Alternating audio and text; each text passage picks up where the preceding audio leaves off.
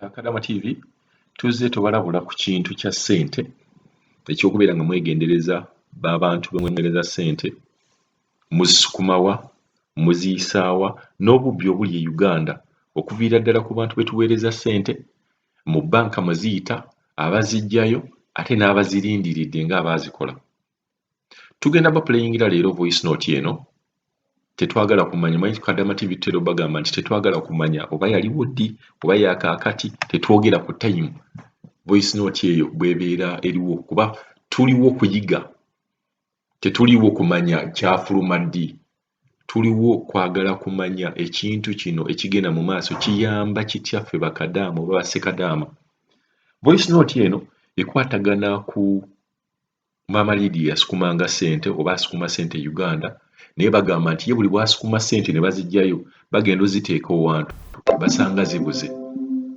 Kati abantu b'e Uganda bamugamba nti ssente ze zirimu ebyokoola. Kati neewuunya engeri gy'okola ssente n'ozikuma mu ddoola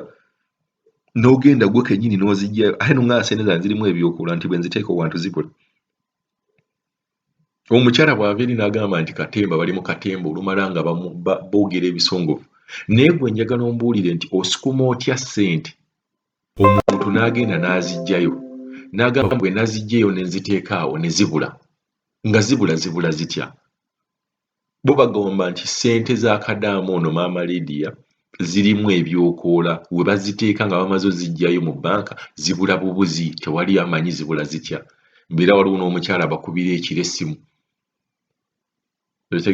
simanyi tateekako na nnamba ye buli bwe bajjayo ezize ze zibula. Kugamba mulimu ebintu katemba mulimu katemba omuntu gwakunyumiza n'owulira nga ddala mu butuufu akulwaza mutwe bw'obeera mulwadde wa pressure eba erinnyirawo. Kuba weewuunya omuntu engeri gy'agamba nti no nsukumye ssente zange munnaye genda ozinzireyo n'ogenda ozimuggirayo olumala n'omugamba munnaye ssente zo ebyokoola byazitutte nti oba azitadde wansi awo tazisangawo. Kyeyongera obagamba naye mwegendereze abantu si bangu mwegendereze abantu si bangu ku ssente ekyo tusiiba tukibagamba wano Kadama TV. Njagala owulirize voice note eno. Bannange Maama Lydia nze kino kinsusseeko sibitegeera ssente we nazitadde teziriiwo. Maama Lydia weenoonye ssente buli bwendeeta ssente ezizo zezibula weenoonyerezeeko tunoonyereze tulabe ate emabega wali ssente era we zaabuliranga era ekintu omuntu yakubanga essimu we naggambanga mukazi naye nga tayogera Luganda. Kati n'ennaku zino wiiki ewedde zibadde wiiki nga bbiri ng'era alemera ku ssimu naye nga tayogera Luganda nga mugamba munnange essimu gy'okubaako okubirongo nnamba 11 ssaawa 10 za kiro akuba essimu akuba kiro waliwo ne mugamba ye gwe bagamba atawulira nti essimu okubyerongo nnamba n'olemera ku ssimu lwaki towulira? Maama Lydia nze simanyi tuli wano ffenna mu kisenge mune mukadde waali ffe bitusobedde tewali gye twakugulidde ssente nga nejjo zennyini ssente zaabaddewo. Saakwata ssente olowooza teri takimanyi nti noobonaabonera ssente oba olowooza ku baana bategeera tetugaa kati tukitodde ku levo y'abaana abategeera ani atategeera nti ssente zimenya okukola oba ani asobola otwala ezo ssente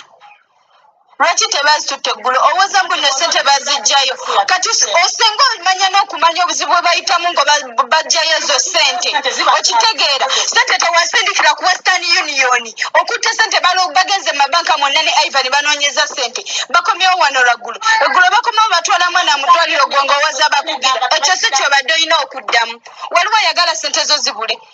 katemba mbuki oba kimbuki teri yatutte ssente zo kati fayini nga ogambye nti oba nyiiganyige nawe nyiiga oba onyiiganyiiga tetugenda kwesalamu bibiri nti tunoonya ssente zaabuze tunoonyeza ssente fayini zibuze kati tugende tubbe oba tukole ki? omuntu n'aba mugumikiriza ekiganye omukazi yabanyonyodde edda mwe muli muwoza mbu katemba kale fayini waba katemba tumuzanye tulabe gy'anaakoma bw'oba olina kyosobola okola let it be eyatutte ssente abeereko kyaba nze ndi very proud teri kiyinza kuntuukako kuba saatutte ssente ate n'abaana basinga tebaatutte ssente okitegeera kati awo n'onaakola ki tewali kigenda kutuukako ku baana bawano kuba teri yatutte ssente okitegeera obwo obukadde obusatu tolowooza nti nno bwe basoose okutereka mu nnyumba zibeerawo nga bulijjo tebazibba fayini z'oba nnyigira mukwano nnyigira nange nvudde muko obuntu bw'oba omuntu asobola okunyonyola n'otategeera awo nange mba nemereddwa tutuuse kyetukola mbadde manyi fayini twogera nammwe nti oba mbuntu okitegeera tunoonya ssente naye ate woŋŋamba mbu oyo katemba simanya biki mba sikitegeera abaana ssente zirimu mmwe mu nnyumba gwani gw'omanya ziina fayini woba gw'omanya ziina musongeko gamba nti ono ewaka tubeerawo nze maama bamavini ne bawalabo n'abaana bonna abali wasubire waka tolina gw'otamanyi speaking out the name ogambe nti ono tubeeremu bannange tubeeremu tuli bantu bakulu tetuli baana bato nti tetutegeera buli muntu ategeera nti wonoba n'omwana